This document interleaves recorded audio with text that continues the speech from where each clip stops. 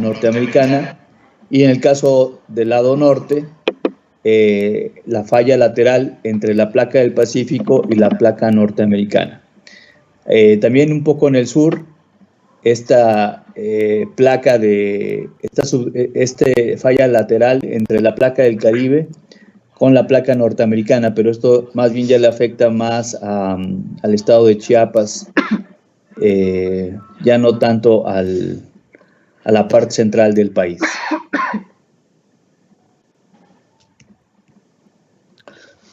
Decíamos que cuando las placas tectónicas van acumulando energía y eventualmente esa energía se disipa a través de deformación de la placa tectónica, y esa deformación está generada en cierto tamaño, definida por el ancho de la placa tectónica que liberó la energía y el espesor de esa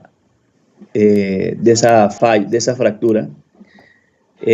Cuando se genera ese rompimiento, se genera unas ondas de movimiento. Las más rápidas son ondas primarias, también llamadas ondas P, también llamadas ondas longitudinales. Normalmente estas son las primeras que llegan las primeras que llegamos a sentir, aunque tienen la característica que son de muy baja intensidad, sin embargo son las primeras que llegamos a sentir. Estas ondas normalmente se viajan a una velocidad más o menos de 8 kilómetros por segundo. Enseguida, o después que llegan las ondas primarias, empezamos a sentir las ondas secundarias. Estas son ondas de cuerpo también, que son más lentas, pero su intensidad es mucho más grande. Normalmente estas son las que ocasionan los daños. Una vez que las ondas llegaron a la superficie, tanto las longitudinales o P o las transversales o S, cuando llegan estas ondas de la parte, digamos, del suelo, internamente de la Tierra, hasta la superficie, en la superficie se generan otras ondas,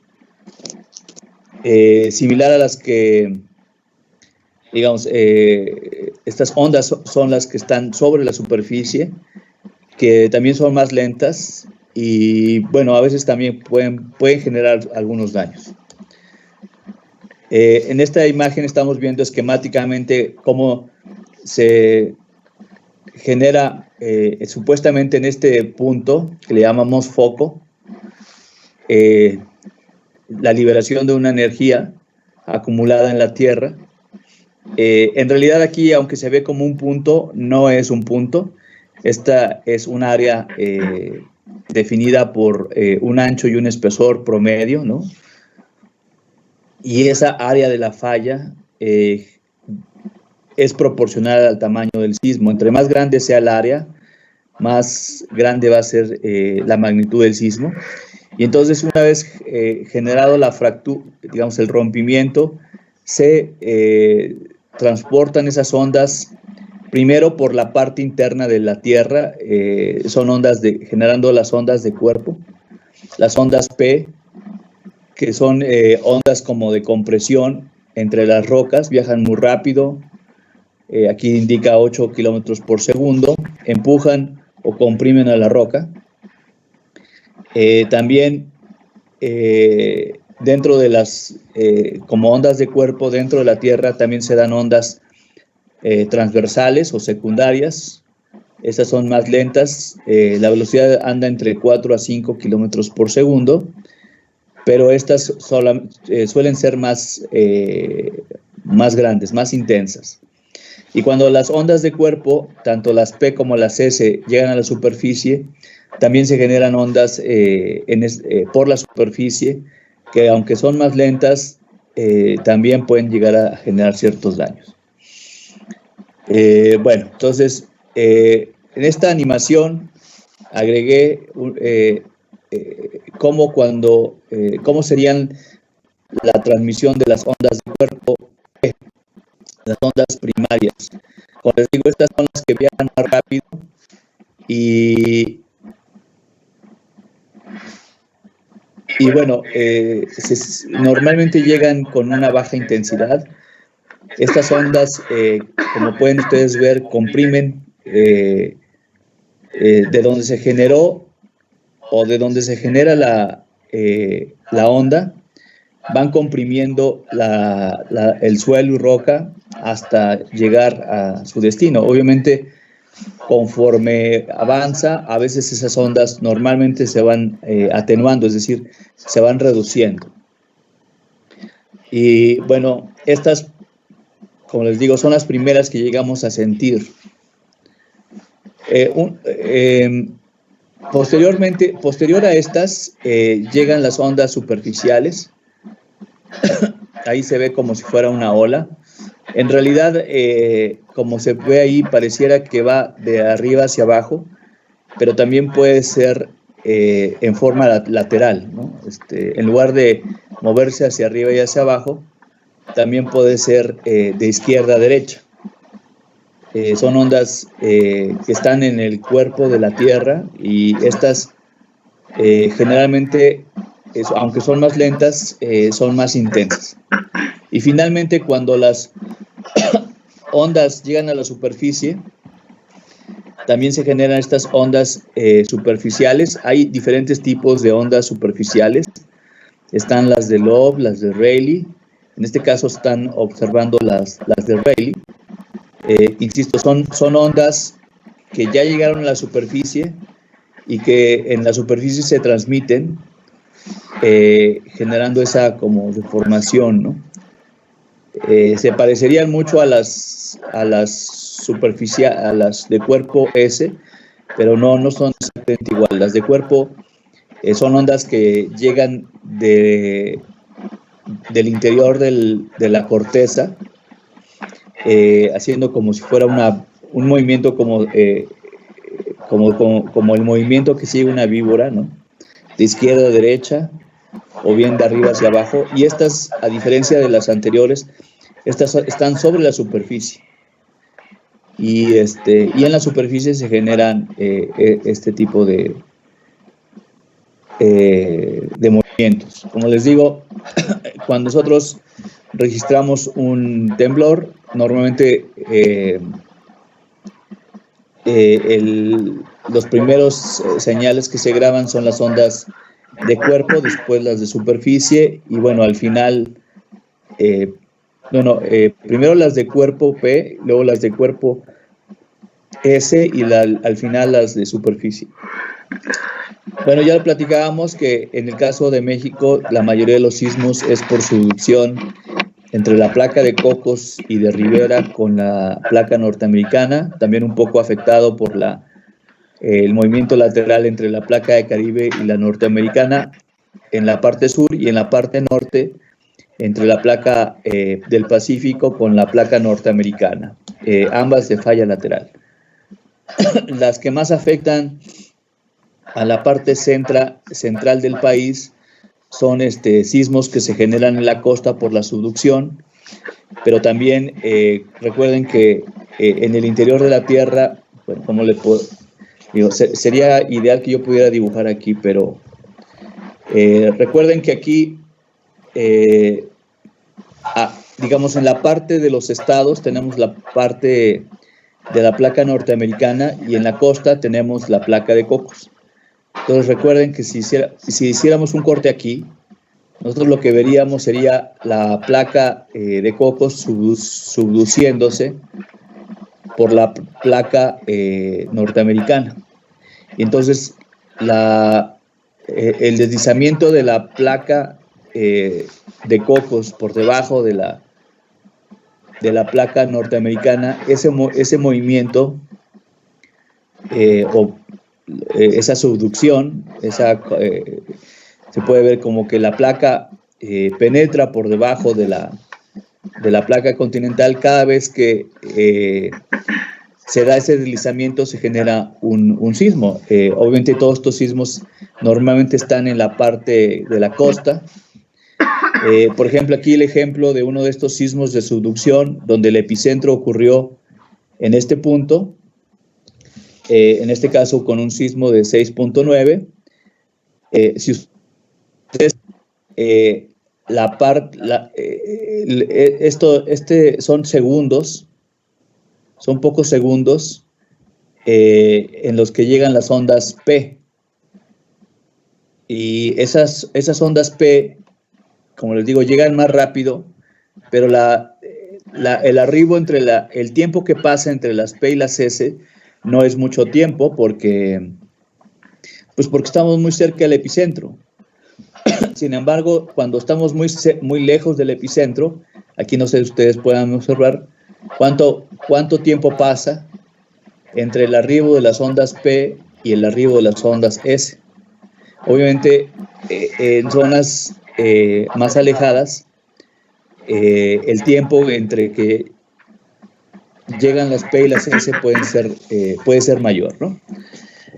Otra cosa es que generalmente, conforme nos alejamos del epicentro, en principio la intensidad del sismo debe disminuir. No siempre, porque en el caso del particular de la Ciudad de México, como es un terreno muy blando, arcillas, lo que originalmente fue un lago, pues ahí se vuelve a amplificar la señal, que ese es el problema del suelo en Ciudad de México, que es un suelo arcilloso. Inicialmente pues era un lago, ¿no? Pero si ustedes ven, por ejemplo, aquí en Morelos, ya la intensidad fue muy baja, lo mismo aquí en el Pedregal, y lo mismo aquí en Tepeyac, en el Cerro del Tepeyac, porque pues en esos puntos no estamos en agua, ¿no? Estamos en roca, y por lo tanto ahí la intensidad fue prácticamente nada. Bueno, ok. Bueno, les decía que cuando la placa que se subduce lleva una gran profundidad, muchas veces ocurre una fractura de esta placa subducida, y esta fractura de esta placa puede generar sismos con epicentros en una parte ya muy interna del país. Por ejemplo, los sismos por falla normal, que son estos cuando la placa subducida ya muy hacia abajo se rompe, puede generar sismos muy frecuentes aquí digamos, en toda esta zona de Oaxaca, la parte sur de Puebla y la parte sur de Morelos. De hecho, el sismo de 85, se dio en las costas de Michoacán, fue de subducción. Pero el sismo del 2017, si ustedes recuerdan, el epicentro ocurrió muy cercano entre los estados de Morelos y Puebla. Y este epicentro pues tuvo su origen no en la subducción, sino en la placa de Cocos a muy altas profundidades que se rompió, y eso generó que el movimiento fuera como vertical, ¿no? Pero aunque la magnitud no fue tan grande, si ustedes recuerdan era alrededor de 7, comparándolo con el 8.5 de 85, estuvo muy cercano a las ciudades del centro del país, ¿no? Mientras que el del 85 pues se dio en las costas de Michoacán, y bueno, ese se dio a una distancia bastante lejana con respecto a las ciudades del centro del país. Bueno, en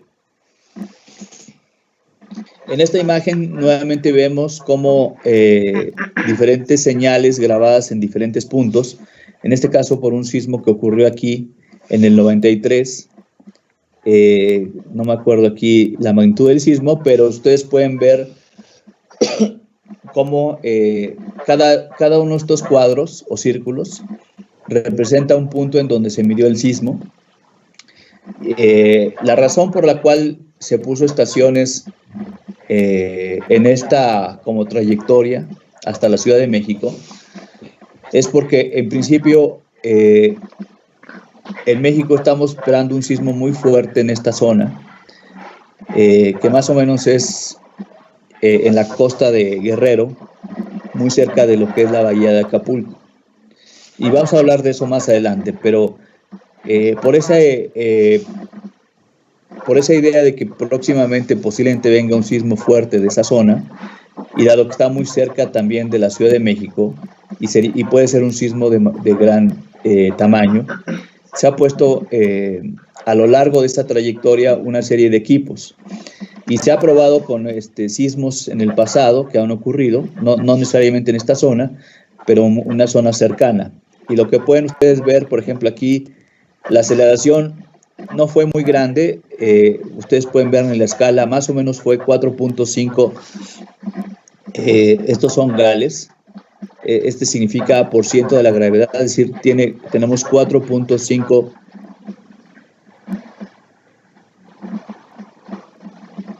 es más o menos, pero ustedes pueden ver la intensidad a veces, conforme se aleja de la distancia del epicentro. Otra vez, cuando llegamos a suelos muy blandos, el suelo puede amplificar esa señal, ¿no? El diseño sísmico ha clasificado a todo el país en 4 zonas de diferentes peligros sísmicos. En este mapa se puede ver en rojo la de mayor peligro, y un moderado peligro sísmico, en verde la de moderado peligro sísmico, amarillo fue alto, perdón, rojo severo, y en color azul es bajo peligro sísmico, ¿no? Obviamente da coeficientes de diseño para diferentes zonas. Este mapa que ven ustedes aquí se ha ido actualizando. Posiblemente el que estoy mostrando aquí es una versión un poquito obsoleta, bastante vieja, porque si no mal recuerdo, la zona roja D ha ido creciendo en Baja California, ya no es tan pequeña como se veía ahí. Incluso en la parte sur también se ha ido agrandando, porque lo que quiero decir es que este mapa se ha ido actualizando y no estoy seguro si la que está aquí es una versión reciente. Me parece que es una versión, digamos, anterior, ¿no? Es como, pareciera que es un mapa de los años 80, pero el mapa de comisión hoy en día creo que luce ligeramente diferente a este. Bueno, en Ciudad de México, normalmente los sismos se sienten con mayor intensidad en lo que anteriormente fue el lago de Texcoco, y aquí tenemos un mapa de la ciudad, más o menos, en donde blanco significa lo que fue el lago, y en color negro, bueno, azurado con rayas negras, es terreno firme. Obviamente en terreno firme pues está todo lo que son la parte fuera del lago de Texcoco, y además la parte de las partes altas de los cerros, ¿no? Y bueno, si ustedes ven, en este caso se han medido en toda la ciudad diferentes sismos.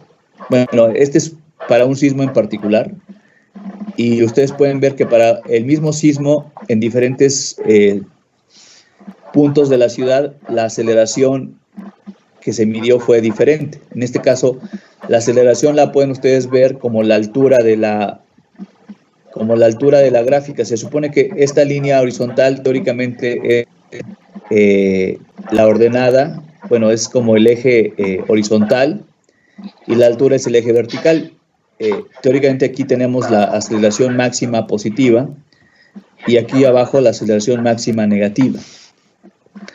Entonces, digamos, con la altura de esa señal, ustedes pueden ver qué tan diferentes puntos de la ciudad. Normalmente en las partes de los cerros la intensidad es muy baja. Lo mismo aquí en la parte que está fuera del lago de Texcoco, la intensidad es muy baja, porque aquí ya viene bastante atenuada, o sea, viene muy debilitada la señal. Sin embargo, cuando la señal o el movimiento entra al lago, o lo que fue el lago, que ahora es suelo, muy blando, se vuelve a amplificar. Y bueno, ustedes pueden ver aquí dónde se dan las mayores amplificaciones. Normalmente, pues, lo que fue otra vez todo el centro del lago de Texcoco, ¿no? Y bueno, este es un mapa que muestra el lago, ya lo habíamos platicado. Recordemos que la historia nos dice que los aztecas, previamente a fundar su cultura, venían de otra zona y les habían indicado que su dios, que iban a encontrar su ciudad en donde encontraran el águila comiendo a una serpiente, y lo malo que la encontraron en el lago, ¿no? Y entonces, pues pusieron ahí su ciudad. Bueno, al menos eso es lo que dice la historia. Posteriormente llegaron los españoles, construyeron, hicieron construcciones sobre prácticamente sobre las construcciones de la ciudad original, de Tenochtitlan, para fundar la Nueva España. Un poco dice la historia también que los españoles construyeron iglesias sobre las pirámides, un poco para representar a la gente que la iglesia de los españoles estaba muy por encima o era superior a la religión de los aztecas, y por las iglesias fueron construidas sobre pirámides.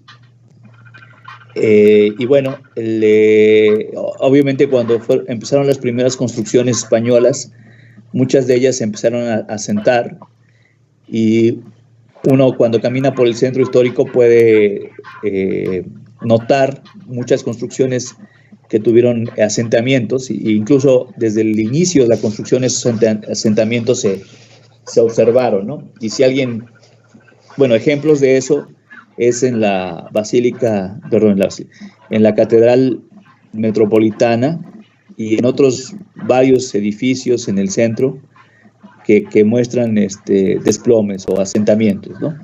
En el caso de la catedral, en los años 80 hubo un programa para digamos, minimizar el asentamiento, porque estaba en peligro de fracturarse por los asentamientos. Entonces hubo un programa para tratar de renivelarla. Y bueno, el programa tuvo bastante éxito. La catedral fue más o menos renivelada, y aunque no está perfectamente nivelada, en principio ya no se tiene peligro de que se pueda. Bueno, entonces esa es la parte histórica. Obviamente en México hemos tenido bastantes daños por sismos. Quizás uno de los primeros sismos, bueno, digamos, aunque se ha documentado sismos en la Ciudad de México por mucho tiempo, incluso desde la época de los aztecas, se tenía la ventaja de que, no, digamos, los primeros edificios altos en la Ciudad de México se construyeron más o menos en los años 1950, ¿no? Para el sismo del 57, que fue el sismo que tiró el Ángel de la Independencia, no había tantos edificios altos. Sin embargo, aunque no había tantos edificios altos, sí hubo colapsos, hubo personas que también murieron, pero sin duda el sismo que mayor desastre ha generado es del 85.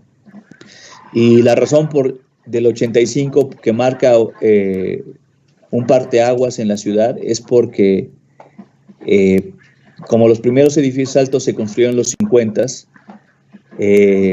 para el 85 ya había varios edificios de alturas altas e intermedias, y pues bueno, muchos edificios en ese entonces colapsaron, ¿no? Obviamente después de ese hubo una preocupación por enseñar a los ingenieros ingeniería sísmica, enfatizar un poco, bueno, mucho, cómo diseñar pues toda una ciencia nueva se generó para poder mejorar la económica para México, ¿no?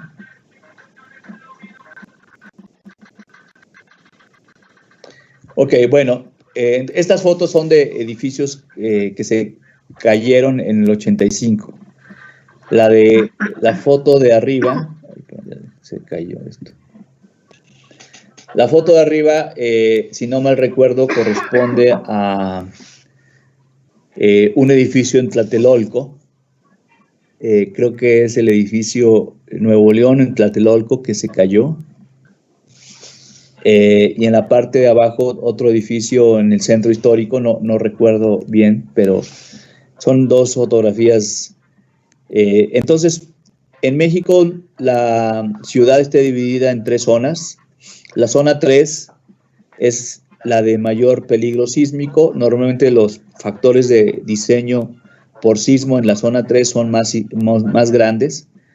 En la zona 1 es la zona de menor peligro. Ahí vamos a tener los coeficientes más bajos o los parámetros de diseño más bajos. La zona 2 es una zona intermedia entre la 3 y la 1. Por lo tanto, son zonas en donde el coeficiente es, como su nombre lo dice, es intermedio. En el caso de la zona 3, en función de los periodos del suelo, la zona se ha dividido en 4 subgrupos. La zona 3A, la 3B, la 3C y la 3D. Las 4 zonas 3 son zonas blandas. La diferencia entre una y otra es que los periodos de vibración del suelo son diferentes. La zona 3D son los suelos que tienen mayor periodo de vibración. Pueden ustedes entender por periodo de vibración del suelo al grado digamos, entre más blando es el suelo, más alto es su clasificación. Bueno, lo vamos a platicar más adelante con una imagen que... Bueno, para cuantificar un sismo, normalmente o para distinguir qué tan fuerte fue un sismo, hay 2 cantidades que tenemos que saber. Una de ellas es la magnitud del sismo. La magnitud del sismo es una medida cuantitativa del tamaño de un sismo. Esta medida no tiene que ver con cómo se sintió el sismo en diferentes lugares. Entonces, es independiente del lugar en donde se está observando o donde se está midiendo. Es una medida única. No podemos tener diferentes magnitudes, nada más una sola magnitud diferente. Una magnitud la que podemos tener.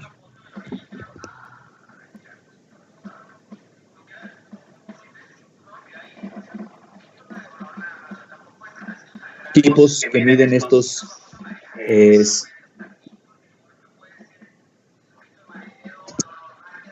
no sé, seguramente ustedes han escuchado la palabra sismógrafo. Sismógrafo es un aparato que mide la señal de un sismo, y a partir de esa señal se puede saber, bueno, en realidad necesitamos tres mediciones, y con esas 3 mediciones en diferentes lugares se puede saber de qué tamaño fue el sismo y dónde ocurrió, más o menos cuál fue su epicentro. Entonces, a partir de los sismogramas podríamos saber cuál es la magnitud del sismo. La escala más común para medir un sismo, o la más coloquial, es la magnitud en la escala Richter. La escala Richter es una escala logarítmica, por lo que un incremento entre 1 y 10, un incremento de 1 significa 10 veces más energía liberada. Por ejemplo, un sismo de 7.8 digamos, un sismo de 6 y un sismo de 7, entre ellos puede haber nada más la diferencia entre 6 y 7, pues es solamente una unidad de magnitud. Y alguien podría pensar que el sismo de 6 y la diferencia entre el del 6 y el 7 es que como el del 7 es una unidad más grande, alguien podría pensar que es, no sé, 10% más intenso o el doble más intenso, pero no.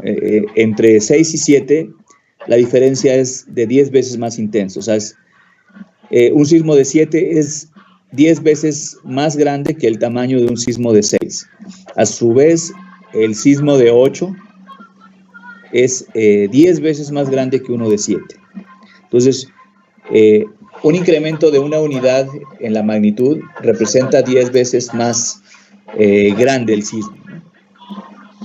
La magnitud conocida más grande hasta la fecha, aquí dice 8 o 9, pero no, el sismo más grande que se ha medido en el mundo es la magnitud de 9.1, que ocurrió en Alaska en 1964 y recientemente en Japón en el año 2011, si no mal recuerdo. Entonces aquí ustedes pueden ver en esta imagen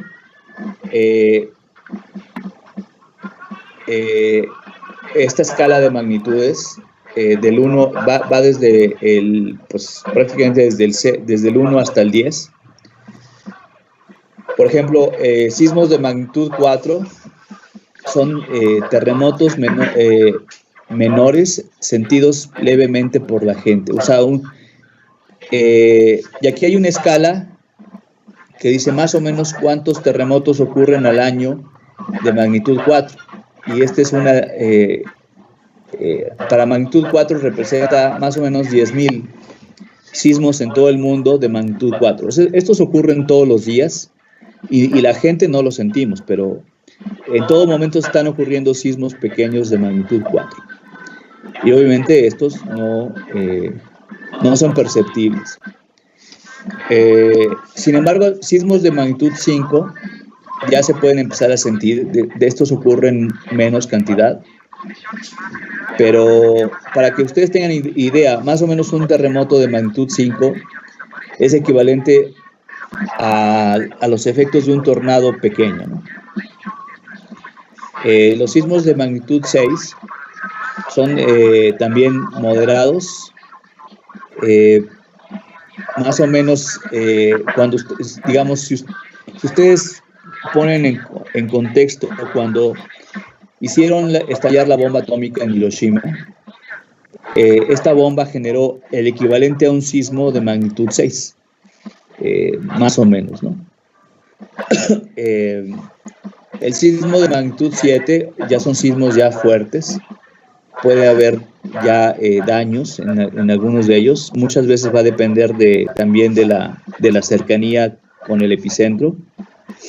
Y bueno, aquí por ejemplo hay una serie de sismos que han tenido esta magnitud y que han generado muchos daños. Por ejemplo, en Loma Prieta y en Northridge, en Estados Unidos, en el año 89 y 94 en California, ocurrieron sismos de magnitud 7 y estos, sobre todo el de Northridge, generó bastantes daños en edificios. El de Kobe, Japón, en el 95 también tuvo una magnitud de más o menos de 7. La magnitud 8 hoy son terremotos grandes, normalmente generan daños. Un poco la idea es que no generen daños, pero históricamente han generado daños. Por ejemplo, el sismo de la Ciudad de México de 1985, pues estuvo en 8.1 la magnitud. Un poco para que se tenga idea, si se hiciera una prueba nuclear, esa prueba nuclear generaría el equivalente a un sismo de magnitud 8. Magnitud 9 son sismos muy raros. Estos ocurren muy pocos. Les decía, en el mundo creo, si no mal recuerdo, solamente, pues yo diría que menos de 5 sismos han ocurrido con magnitud abajo de 9. Son terremotos muy grandes. En el caso de 9, pues han ocurrido un sismo en Chile en el 60, aunque la ventaja que en ese momento en Chile no había edificios tan altos. En Alaska en el 64 fue un sismo bastante grande, aunque también la ventaja es que no había tantos edificios en Alaska en ese año. En Sumatra en el 2004 también hubo un sismo grande, y lo mismo recientemente en Japón, el sismo de Yokohama del 2011, si no mal recuerdo, también fue de magnitud arriba. Bueno, en la imagen de la derecha está una imagen de cuánta energía es equivalente al sismo, en este caso en kilos de explosivos. Entonces, por ejemplo, un sismo de magnitud 2 es equivalente a ver a la energía de 56 kilos de explosivos. Una magnitud 4 es equivalente a 56,000 kilos de explosivos. En magnitud 6 es 56 millones de explosivos. No sé, por ejemplo, ustedes ven entre 4 y 6 hay 2 unidades. Uno pensaría que sería el doble, pero en realidad ustedes pueden ver que es de 56,000 a 56 millones. Esto es, la energía creció 1000 veces entre 4 y 6. Entre 6 y 7 la energía crece, pues, ¿cuánto será? 1.800.000 millones entre 56 millones. Bueno, esa energía fue la que se incrementó entre 6 y 7. Por ejemplo, un sismo de magnitud 8, son 56 millones, 56,000 millones. Entonces, entre la magnitud 6 y la magnitud 8, hay un incremento en energía de 1000 veces más explosivos, 1000 veces más que los kilos de explosivos entre 6 y 8. Bueno, entonces, insisto, entonces la magnitud de un sismo es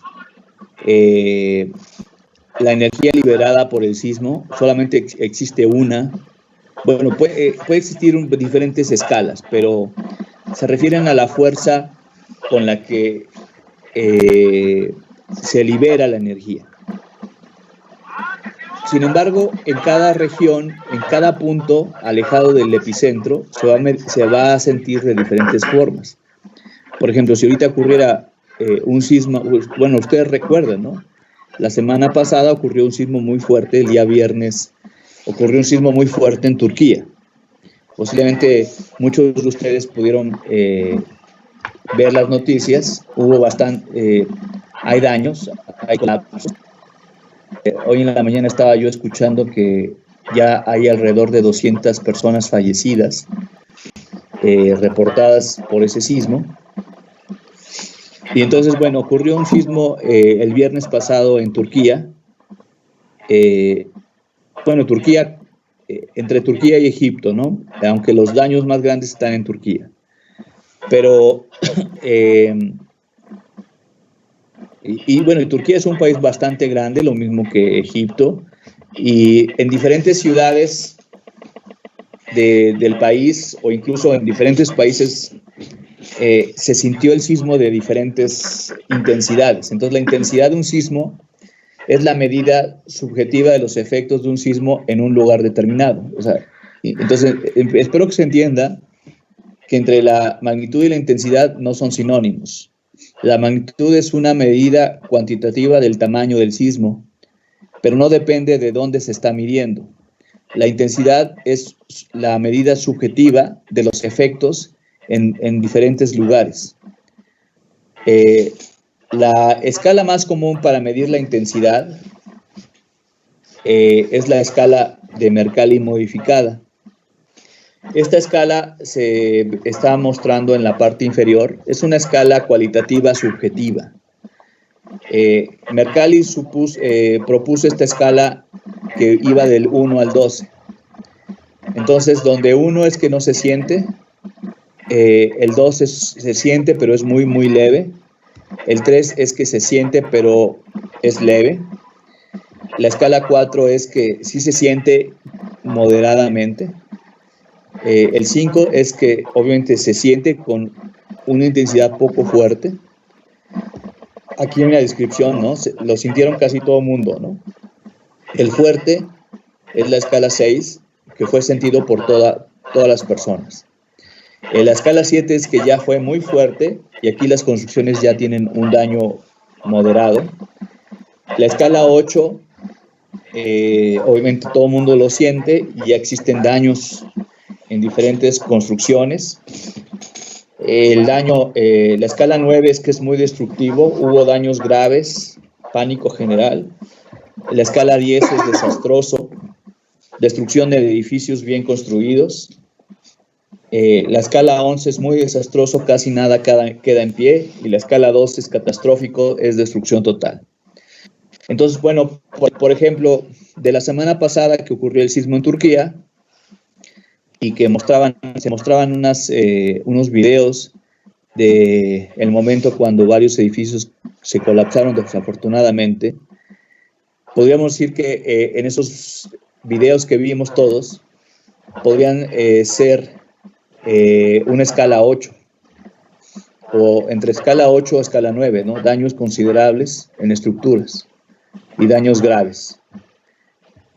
Sin embargo, digamos, en Grecia posiblemente la escala fue más baja. Posiblemente en Grecia lo sintieron algunas personas, pero no todos. Ahí la escala posiblemente fue algo entre 4 y 5. Entonces, bueno, obviamente más alejado, por ejemplo, no sé, quizás, ¿dónde estarás? Bueno, en el Oriente Medio, pues fue ya prácticamente imperceptible, la escala ahí fue 1, ¿no? Entonces la escala es una medida subjetiva de cómo se sienten los sismos en otro lugar. Otra escala, además de la escala, es la aceleración del suelo medida por un equipo. Como les decía hace rato, que les mostraba,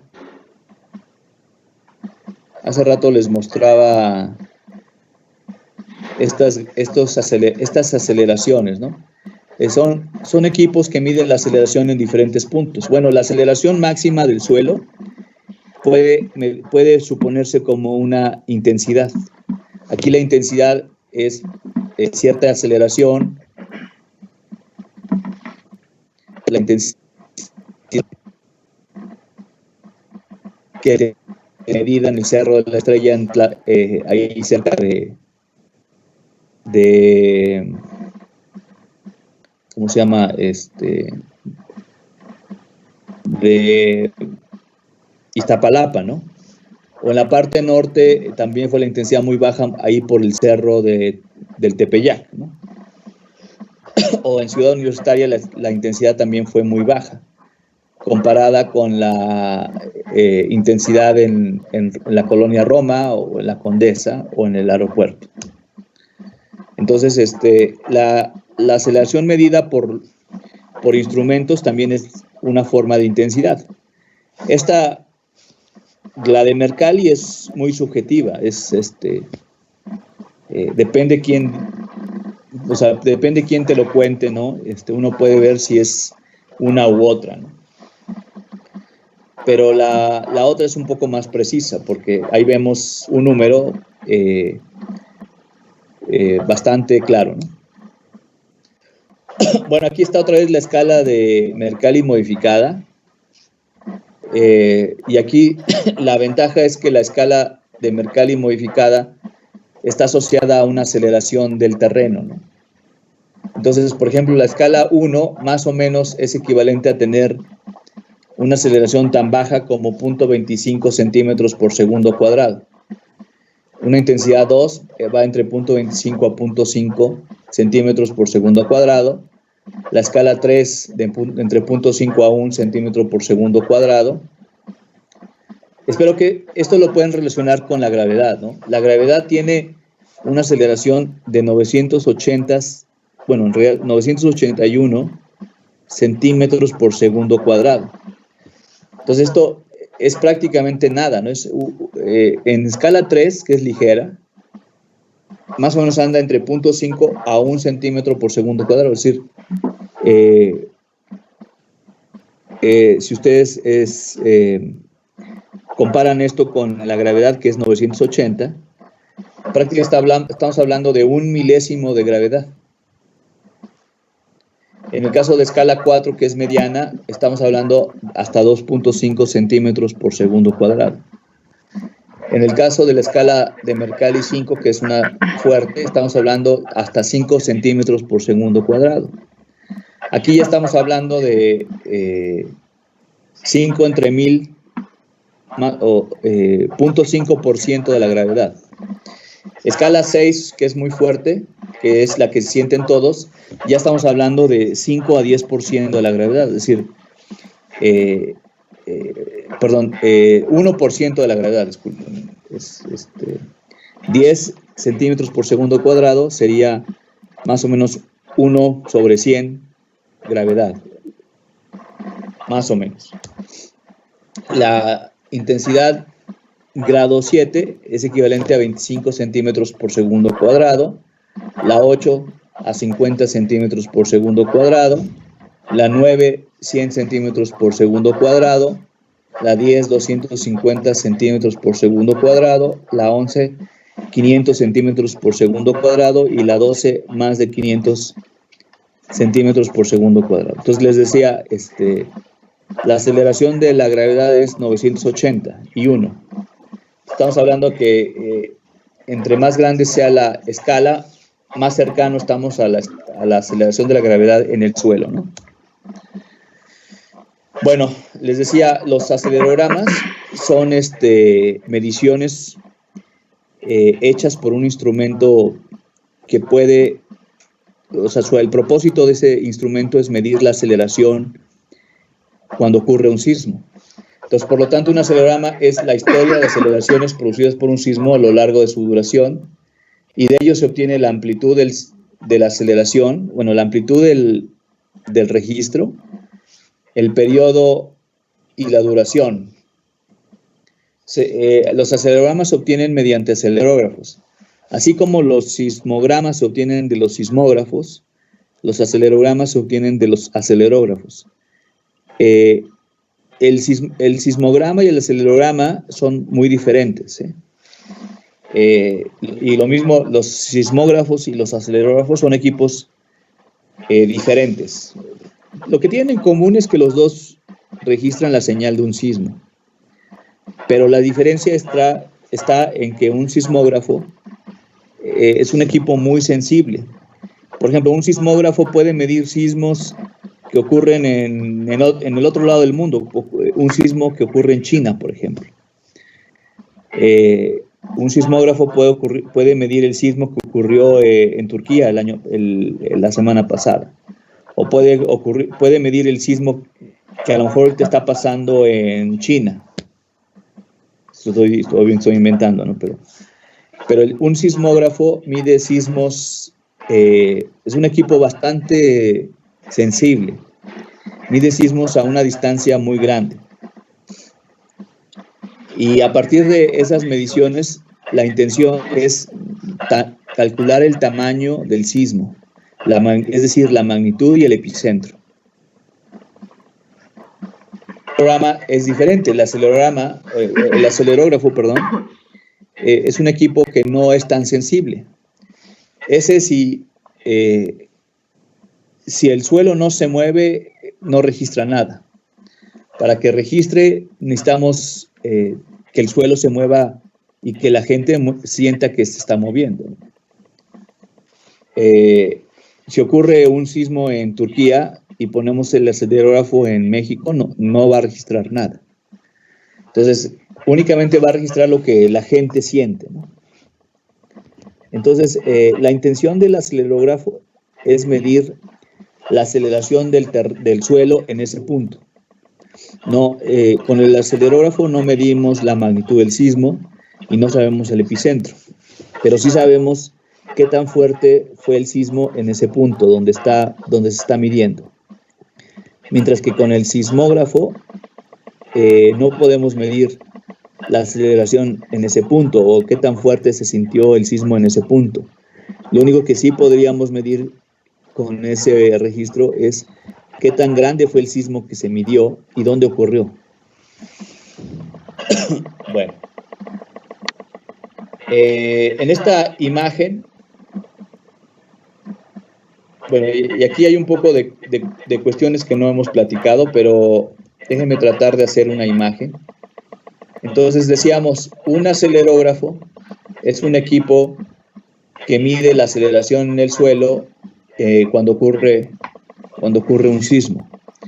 Bueno, normalmente el acelerógrafo al principio empieza a registrar las aceleraciones que producen las ondas P. Ya empieza a registrar las ondas S. Bueno, les decía, más o menos de aquí podemos saber cuál es la aceleración máxima o mínima que se midió en ese punto.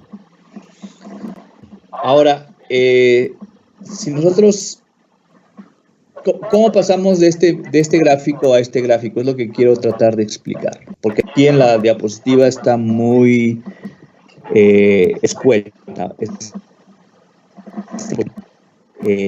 se vea.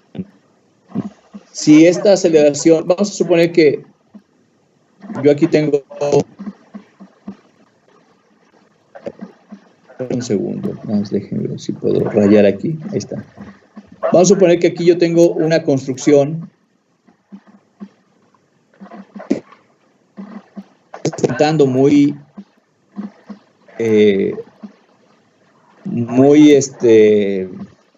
simplemente con este oscilador que tiene una masa M y una rigidez K. Y vamos a suponer que este oscilador que representa una estructura en la base yo la muevo como está este acelerograma. Obviamente cuando yo mueva la base, la parte del oscilador también se va a mover. ¿Ok? Y así como yo tengo una aceleración abajo, yo podría medir una aceleración arriba. La máxima aceleración, en esta gráfica que yo tengo en la parte de abajo, tengo el periodo de vibración del oscilador. En este caso, el periodo del oscilador representa más o menos el tiempo que pasa entre que el oscilador se mueva de izquierda a derecha en un ciclo completo. Esto se puede calcular más o menos fácil con esta fórmula. La raíz de K entre M, bueno, esta es la frecuencia, perdón. El periodo. Entonces, con eso más o menos se puede calcular el periodo. Entonces, obviamente, si yo hago, para cierto oscilador, yo puedo pensar que tiene esta aceleración, este periodo, perdón, y para este periodo se tuvo esta aceleración máxima en la parte del oscilador. Pero si yo cambio la masa o la rigidez del oscilador, cambio el periodo, y por lo tanto al cambiar el periodo se cambia la aceleración máxima del oscilador. Entonces lo que yo estaría viendo en esta imagen es cuál es la respuesta de diferentes osciladores. Ustedes pueden ver aquí un oscilador de 2 segundos de periodo es la que generó la máxima aceleración, que en este caso fue una vez la gravedad. ¿Ok? Entonces, espero que se haya entendido. En el eje horizontal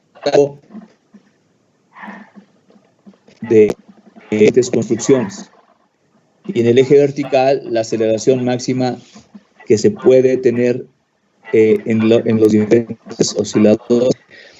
Cuando el oscilador es muy rígido, normalmente aquí yo tengo la aceleración máxima del suelo. Es decir, la aceleración del suelo y del oscilador son las mismas. Pero cuando se hace más flexible o cuando cambia el periodo, la aceleración del oscilador obviamente empieza a crecer. Después de un cierto máximo, la aceleración empieza a descender. Y bueno, como les digo, en el eje horizontal lo que representa son diferentes construcciones y el eje vertical es la intensidad máxima en cada una de esas construcciones. ¿Ok? Entonces, bueno, aquí nosotros vemos dos gráficos. Esos dos gráficos, hasta donde yo, bueno, corresponden al espectro calculado para el sismo del 85. En la estación SCT, que está en el centro de la Ciudad de México, bueno, muy cerca del centro, no está en el centro, pero está muy cerca. Y el otro es, si no mal recuerdo, este es, bueno, es otra ciudad, es otro punto en la ciudad. No me acuerdo en dónde está esta estación que se llama aquí CAO, ¿no? Bueno, pero ustedes pueden ver, por ejemplo, una estructura de 2 segundos es más o menos, imagínense que esta estructura de 2 segundos es equivalente a tener un edificio de 20 pisos. Un edificio de 20 pisos, en el sismo del 85, ubicada muy cercana de la estación SCT, hubiera recibido una fuerza lateral equivalente a una vez el peso de la construcción. Pero si esta misma estructura hubiera estado en otro sitio, en este caso en el sitio donde está la estación CAO, en lugar de tener una aceleración de una vez la gravedad, hubiera tenido una aceleración mucho menor, puede ser 0.1 de la gravedad, es decir, 10 veces menos, ¿no?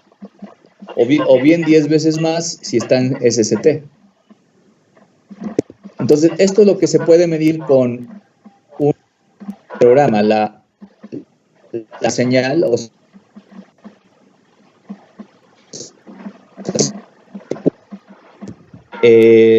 también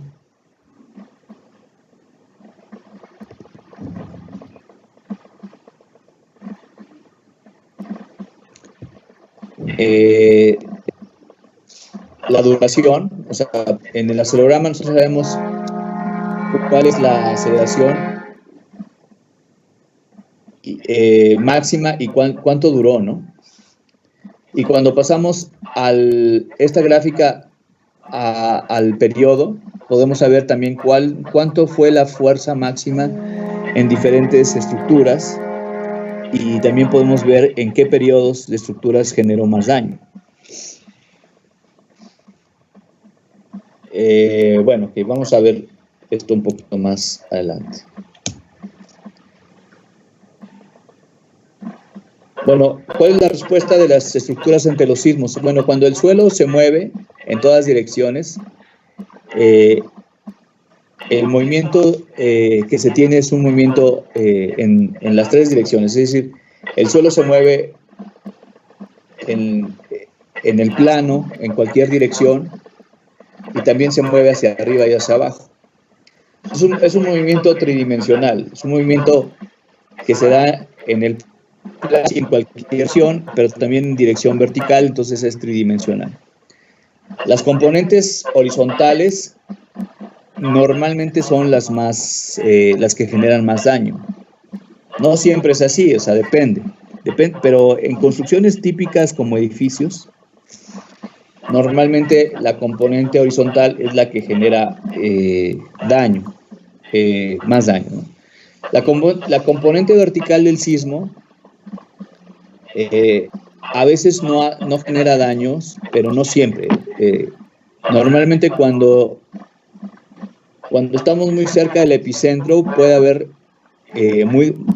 daños por el sismo vertical, pero en ciertos lugares se puede despreciar.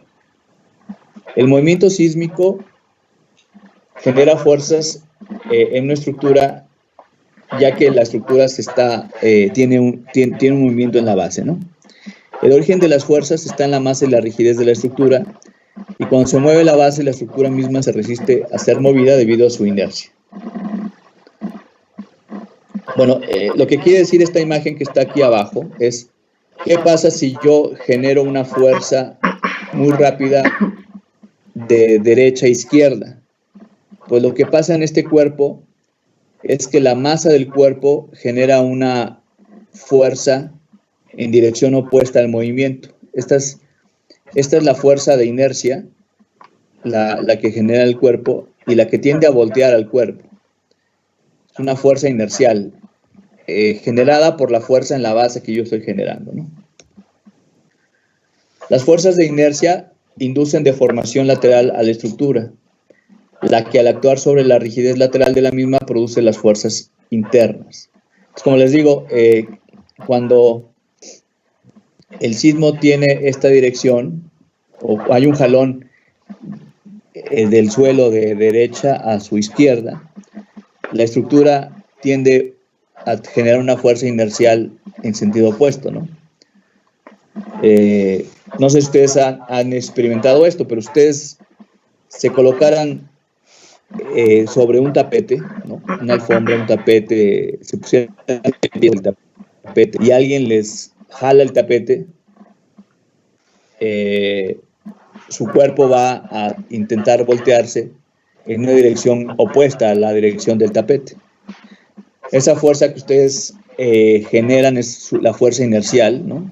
Que es producto de la fuerza en la base y la masa de usted. Dado que la excitación sísmica es un efecto dinámico y vibratorio, sísmico de magnitud y sentido periódicamente. Esto produce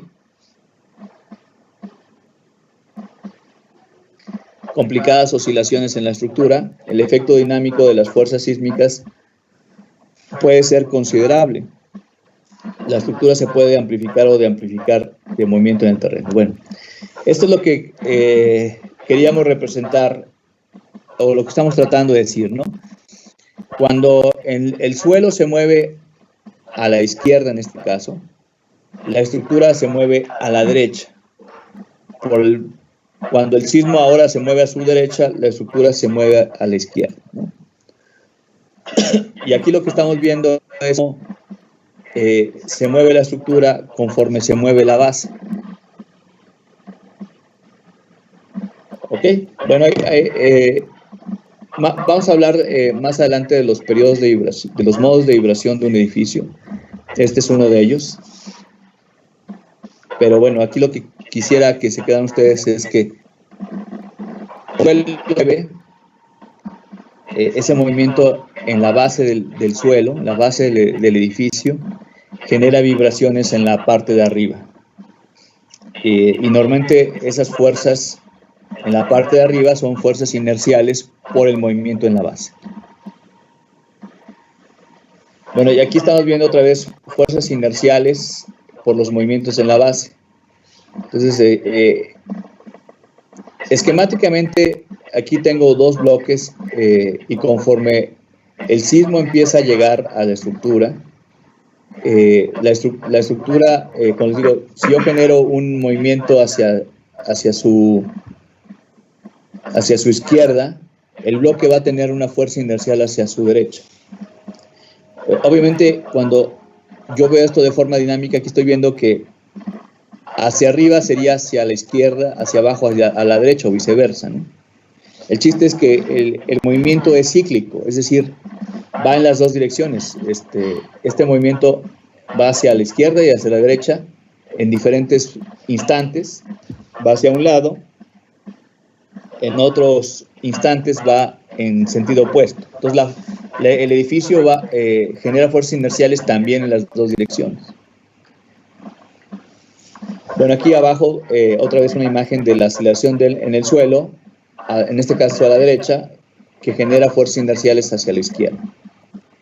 Y en la imagen de abajo, la misma idea, ¿no? Aunque aquí a ver si, creo que la animación ya acabó. Voy a tratar de regresar. Por ejemplo, cuando en esta imagen que tengo aquí, tengo dos edificios, pero uno de ellos tiene una cimentación rígida, y cuando las fuerzas inerciales ocurren en ella, no sé si puedan observar que los contenidos se pueden voltear a veces, ¿no? O se pueden caer, se pueden, por las fuerzas inerciales, bueno, por el movimiento de la estructura en general, ¿no? En el caso de la derecha tengo el mismo edificio, pero en este caso el edificio se colocaron aisladores de base. Estos aisladores de base es una de las formas en las que se puede mitigar el movimiento el movimiento en el edificio. Se ponen unos apoyos, y la intención es que cuando el suelo se mueva, los apoyos son los que tomen todo el movimiento, pero la estructura no se mueva tanto, o se mueva mucho menos. Y como pueden ustedes ver en la animación, al tener menor movimiento en el edificio, existen menos daños en el edificio, pero incluso también las cosas que están dentro del edificio son las que, digamos, se caen menos si el edificio tiene aisladores que si no los tiene. Entonces, de esto también vamos a platicar un poco más adelante, ¿no? Por ejemplo, ahí tengo en esta animación se está explicando el efecto de resonancia. Y esto puede explicar un poco por qué cuando ocurren ciertos sismos, solamente se dañan cierto tipo de construcciones. Por ejemplo, en el año de 1985 se cayeron muchos edificios pues más o menos entre 7 a 15 pisos. La mayoría de ellos tenían un periodo de 2 segundos. Y la razón de que se cayeron muchos edificios de esa altura es porque el sismo del 85 venía con mucha fuerza en los periodos de 2 segundos. Y eso explicó por qué hubo muchos colapsos en edificios de esas alturas. Y también explicó por qué edificios más altos no se tuvieron muchos daños, ¿no? Por ejemplo, la torre latinoamericana más o menos debe tener un periodo de 4 segundos. Entonces, como les digo, en el 85 el sismo tuvo fuerzas muy fuertes para los edificios de 2 segundos, ¿no? Ustedes lo pueden ustedes ver aquí en estas imágenes que yo mostraba aquí. Este registro es de 1985, medido en SCT, muy cerca de donde hubo mucho daño. Y como pueden ustedes ver, la máxima amplitud en este sismo ocurrió en los edificios de 2 segundos, que más o menos son, les decía, edificios entre 10 a 25 pisos. La torre latinoamericana debe tener un periodo de 4 segundos. Este tuvo una aceleración muy, muy pequeña. ¿Qué otro? Las casas habitación, edificios, no sé, de departamentos de 4 pisos, pues como normalmente tienen esos edificios 0.5 segundos de periodo, entonces tampoco tuvieron una gran demanda en el 85.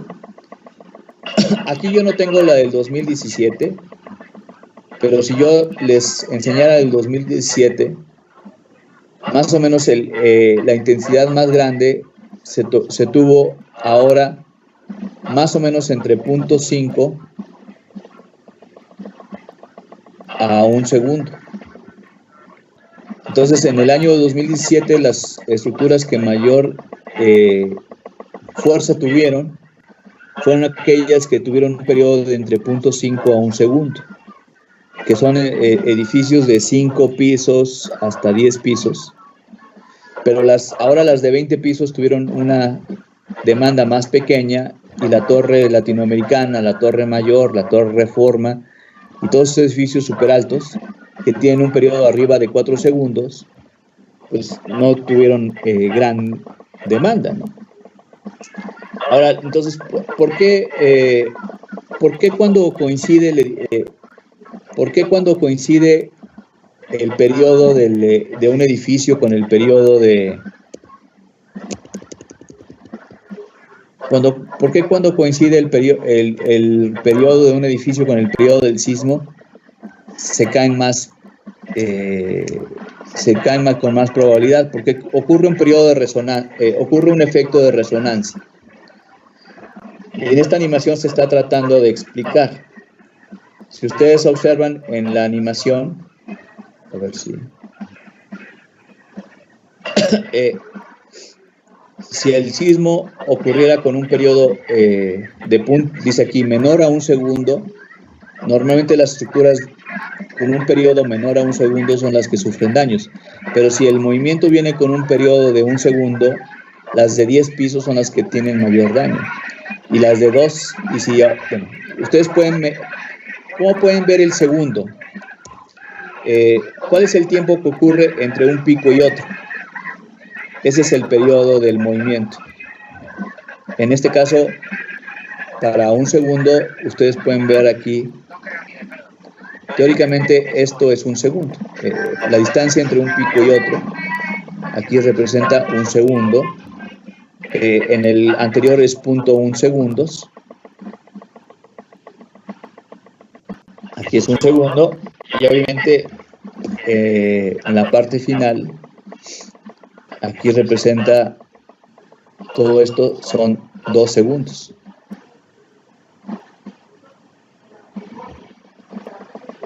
Ok, entonces en los movimientos de 0.1 segundo, los edificios o las construcciones de baja altura, que son los que tienen ese periodo, son los que pueden tener mayor demanda y los que pueden tener, por lo tanto, mayor daño.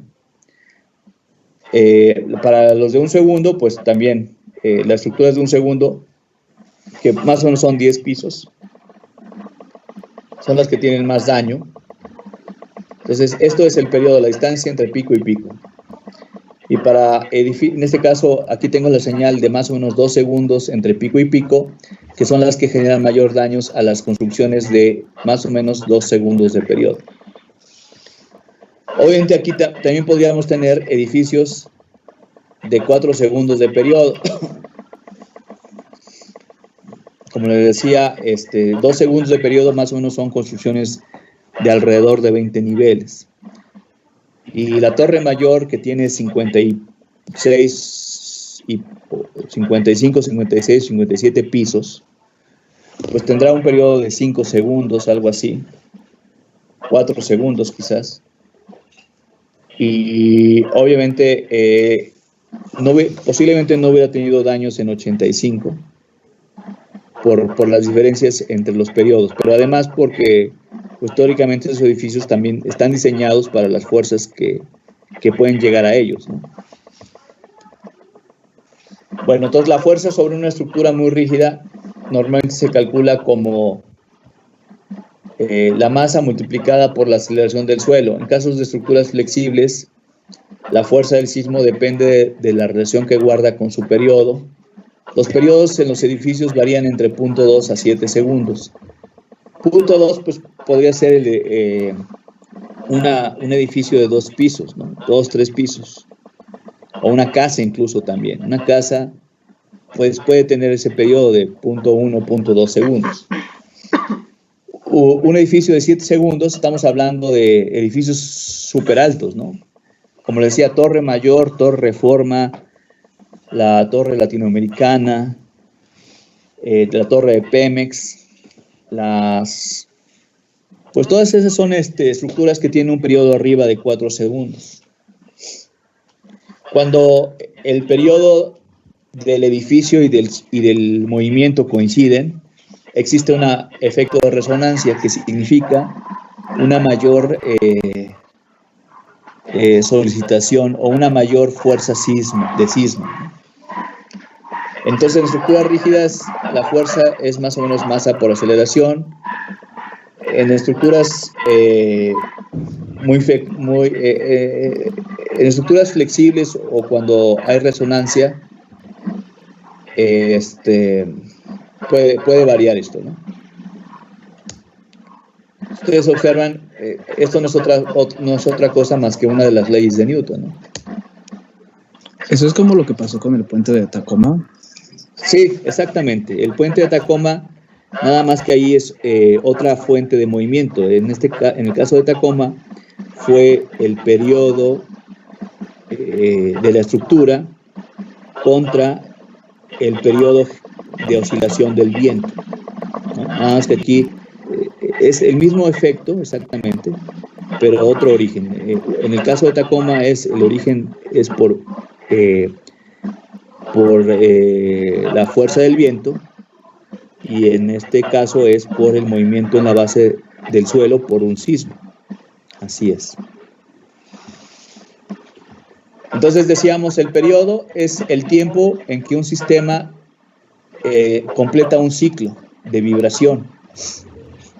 Si ustedes más o menos lo quieren relacionar como cuando ustedes se mecen en un columpio, ¿no? En una hamaca.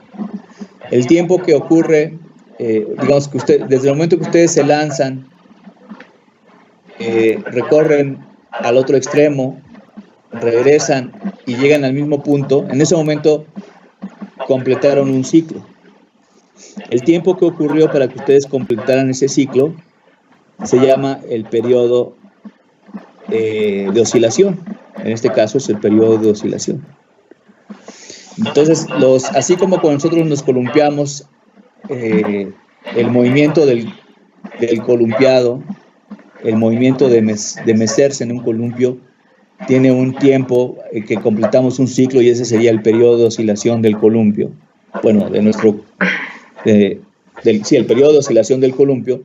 Así también las construcciones tienen periodos de oscilación. Es el tiempo que una estructura completa un ciclo completo de vibración.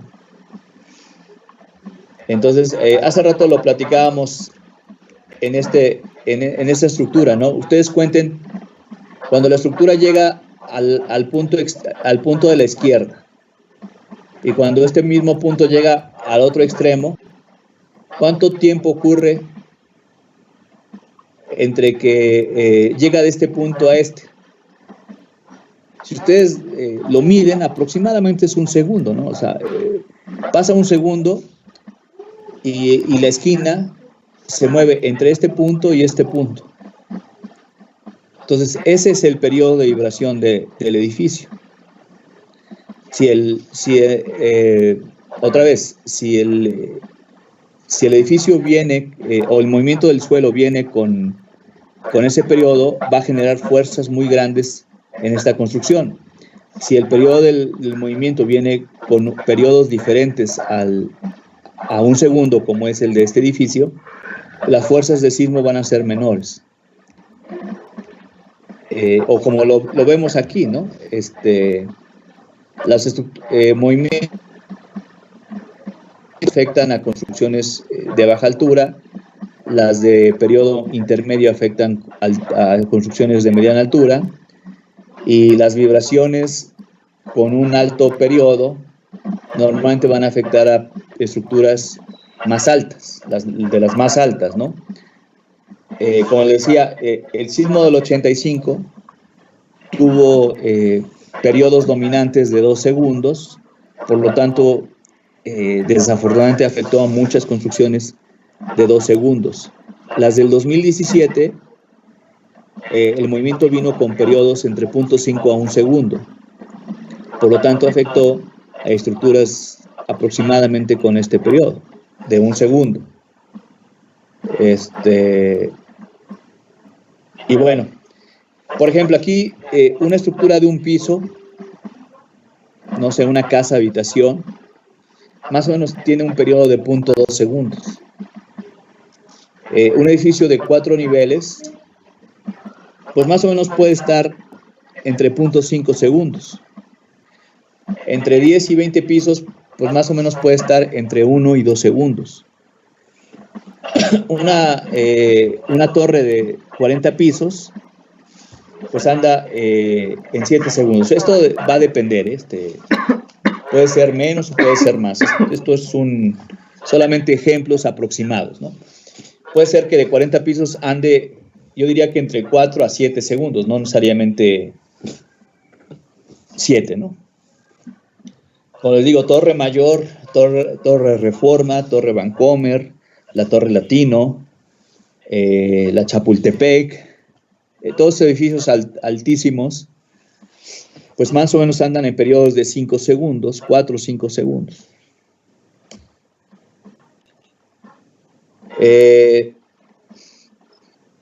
Bueno, ya les decía yo del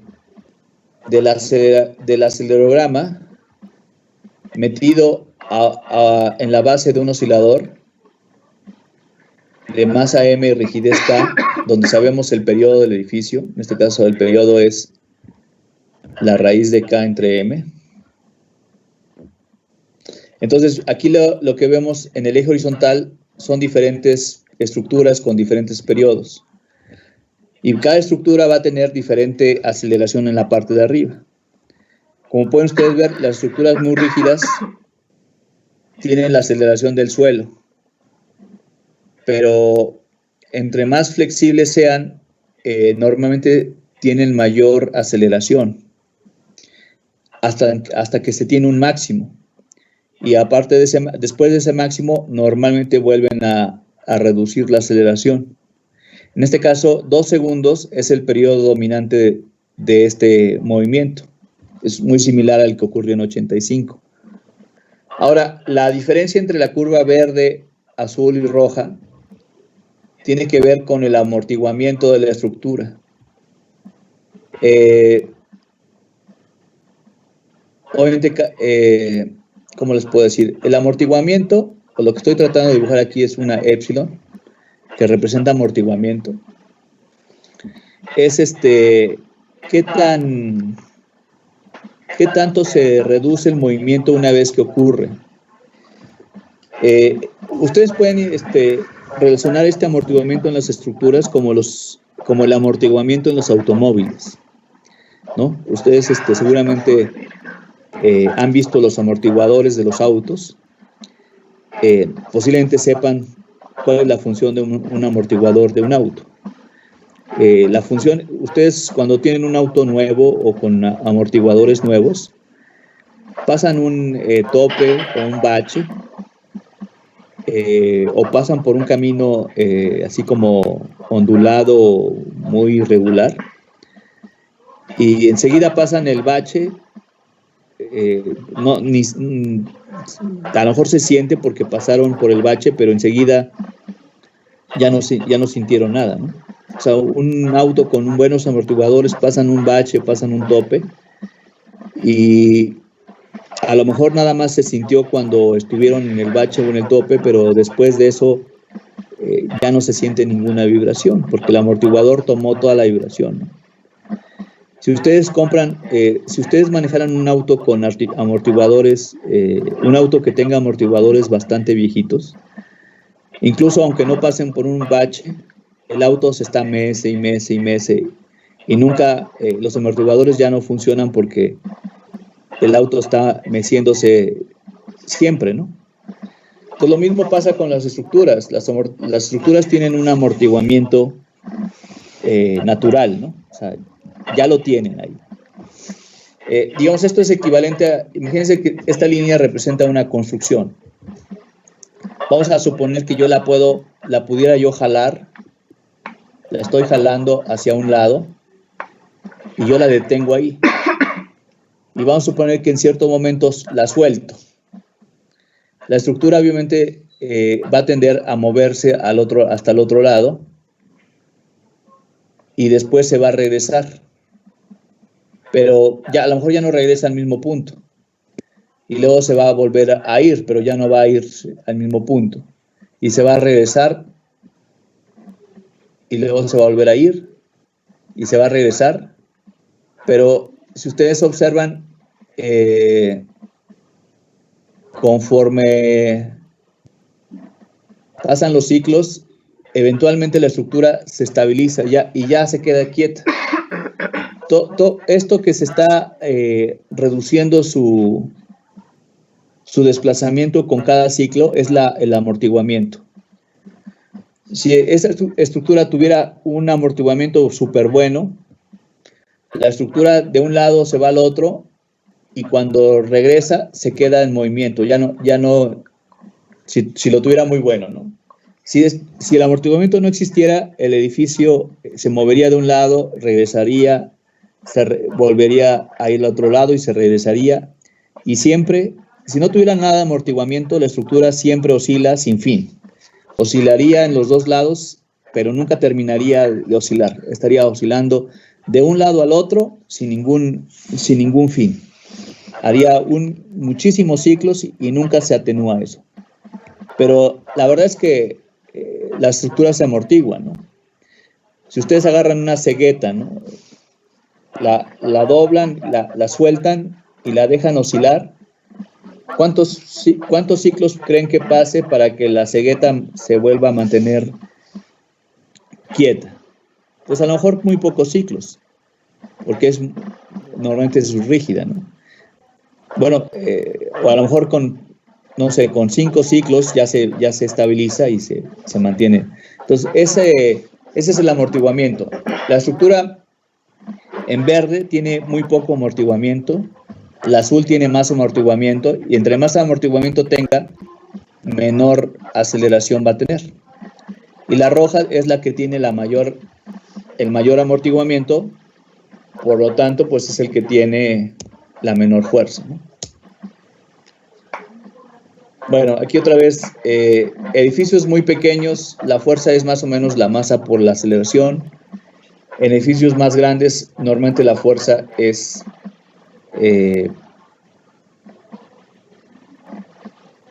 pues es más o menos masa por aceleración, no exactamente, ¿no? Cuando las estructuras se mueven lateralmente, por ejemplo, en el caso de los muros de mampostería, si el muro tiende a de pasar de una forma cuadrada o rectangular, se hace como este tipo de rombo, ¿no? Ahora, esto tiene el problema de que cuando se genera este movimiento, el muro tiene estas tensiones. Y estas tensiones, como el muro no es tan resistente a las tensiones, ocurre esta grieta. Obviamente, esa grieta va a ser más grande entre más fuerte sea esa tensión. En el caso de los sismos, se genera esta grieta cuando el muro se mueve como se está mostrando en la imagen, pero si el muro se deformara en la otra dirección, entonces la grieta se genera en la otra dirección.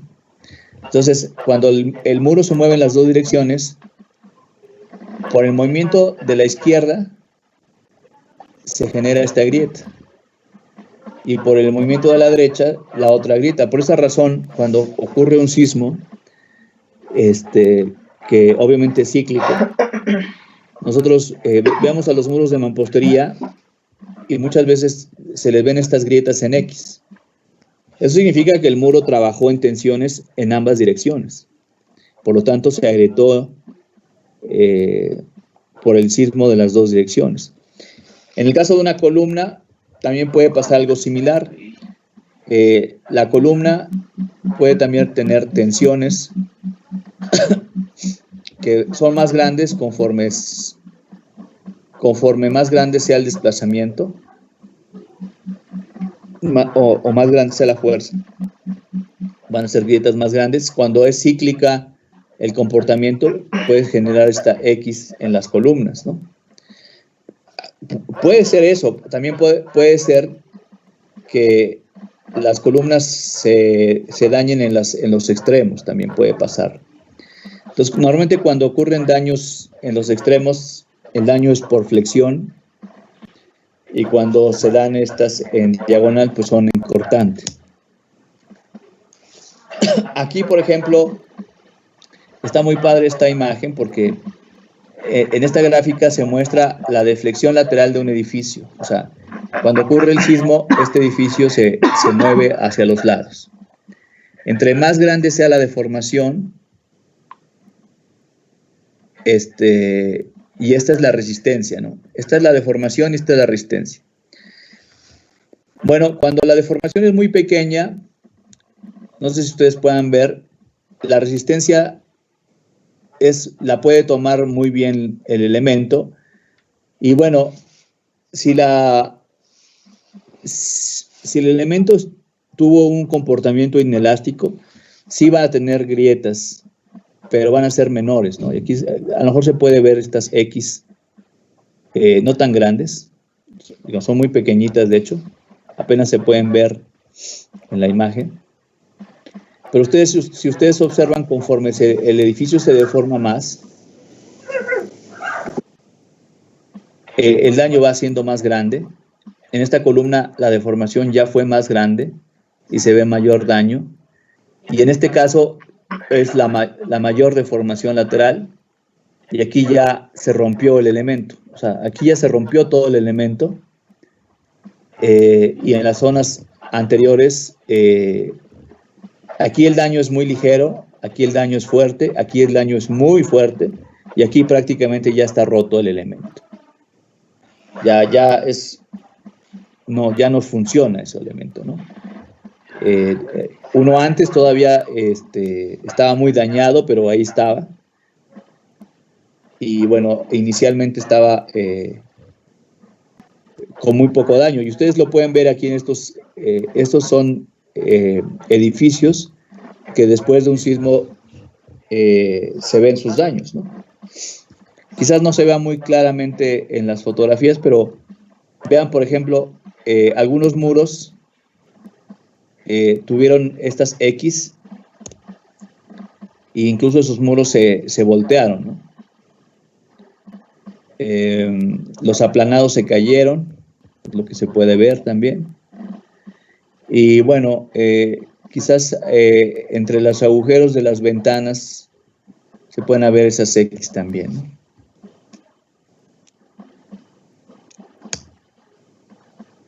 Bueno, lo que está dentro del edificio también suele caerse, ¿no? Los libreros, las pantallas, todos los elementos que no estén fijos se pueden voltear, anaqueles en el caso de comercios, o las lámparas en el caso que estén nada más fijas en la parte superior, pues oscilan. Entonces los contenidos también se pueden caer o se pueden mover, ¿no?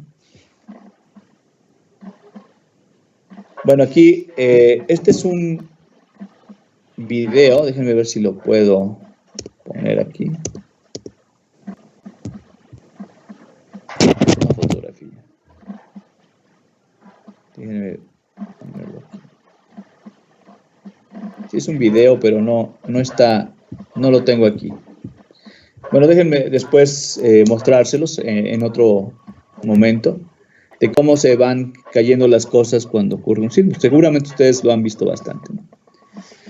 Bueno, para diseñar por sismo, tenemos que considerar la rigidez de la estructura, la capacidad de deformación de la estructura, las dimensiones y el peso de la estructura, y las características del suelo y la cimentación. En sismos moderados, el objetivo del diseño es que las construcciones se mantengan elásticas y por lo tanto no tengan ningún daño. Sin embargo, en el sismo más grande que puede ocurrir, si se desea, se puede diseñar para que la estructura sea elástica. Sin embargo, eso va a dar costos extraordinarios, por lo que se acepta que la estructura puede entrar en su rango inelástico siempre que no se colapse, ¿no? Entonces, en estructuras con que se vean sujetas a un sismo muy fuerte, el objetivo es siempre evitar daños importantes. Obviamente eso implica evitar a toda costa el colapso. Profesor. Sí. Nos excedimos un poquito de la clase. Ay, perdón, disculpe, no me había dado cuenta del horario, disculpen, tienes razón. Por favor, gracias. Bueno, dejamos la sesión aquí, continuamos el próximo jueves. Muchas gracias.